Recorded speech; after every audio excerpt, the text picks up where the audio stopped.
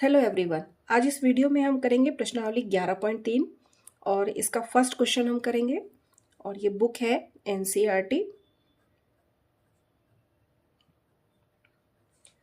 और class 9th की ये बुक है। ठीक है, तो सबसे पहले हम क्वेश्चन ध्यान से पढ़ लेते हैं।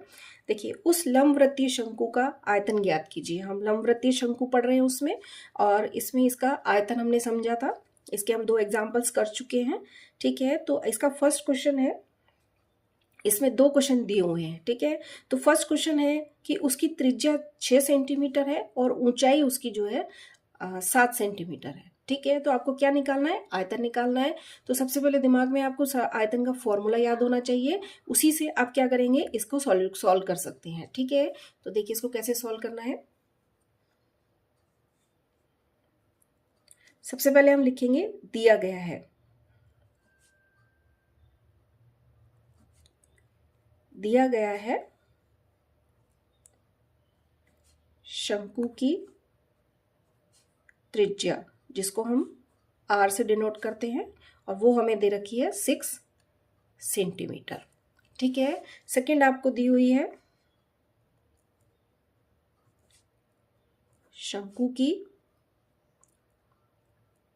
ऊंचाई, जिसको हम H से डिनोट करते हैं, और वो हमें दे रखी है 7 सेंटीमीटर।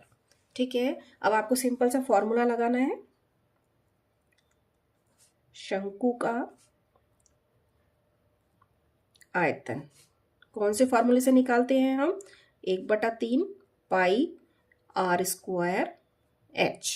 ठीक है, ये हम पढ़ चुके हैं, और आपकी बुक में एक कॉन्सेप्ट दे रखा है कि ये जो होता है, ये जो फॉर्मूला होता है, सिर्फ इसका पाई R स्क्वायर H, ये एक बेलन का आयतन होता है, और जो शंकु का आयतन होता है वो इसका क्या होता है, 1/3 होता है, मतलब 1/3 लग जाता है। तो आपको इस फॉर्मूले से 2 फॉर्मूले याद हो जाएंगे।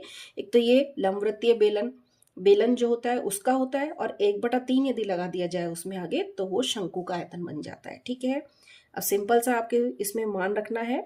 पाई का मान हमेशा हम लिखते हैं 22/7 या 3.14। R आपको दी हुई है 6 सेंटीमीटर, 6 का स्क्वायर, और H आपको दे रखा है 7। ठीक है, सिंपल सा कैलकुलेशन है। सबसे पहले हम क्या करेंगे, 6 का स्क्वायर है तो 6 को 2 बार लिख लेंगे। ठीक है, अब देखिए इस 7 से 7 कैंसिल हो गया है। देखिए इस 7 से ये 7 कैंसिल हो गया है, और 3 दूनी होता है 6, बाकी सबको हम मल्टीप्लाई कर लेंगे, नीचे कुछ नहीं बचा है। 22 गुणा 2 गुणा 6। ठीक है, तो इसको आप मल्टीप्लाई करेंगे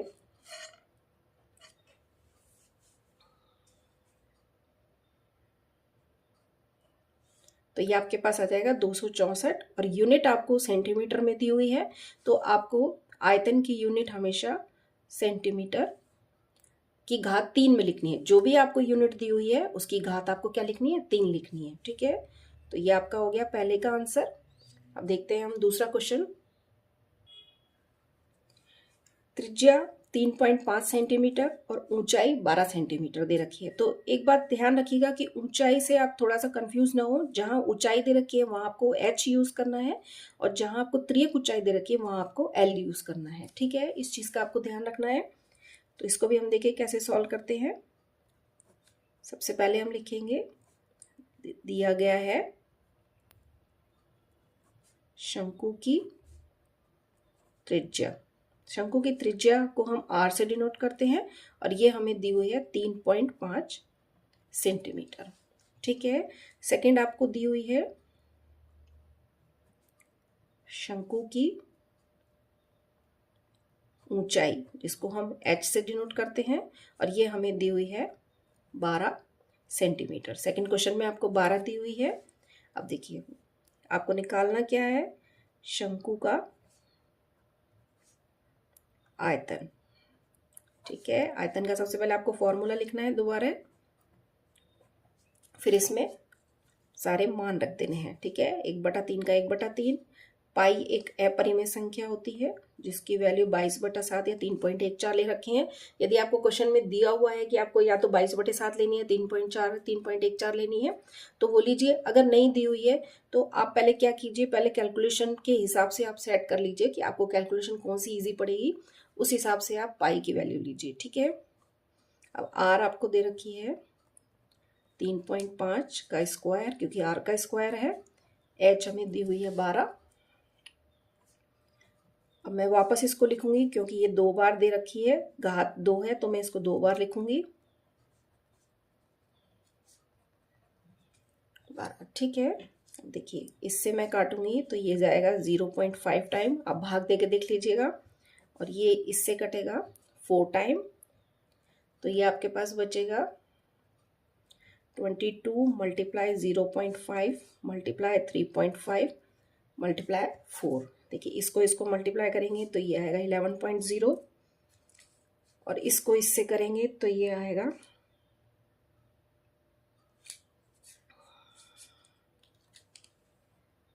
दिस, ठीक है। इसको जब करेंगे हम, ठीक है, 154। अगेन यूनिट, डोंट फॉरगेट, जो भी यूनिट दी हुई है उसकी आपको घात 3 लगानी चाहिए। तो ये सेंटीमीटर में दे रखी है तो सेंटीमीटर क्यूब, तो ये आपका आ गया दूसरे का आंसर, ठीक है। सिंपल सा क्वेश्चन है।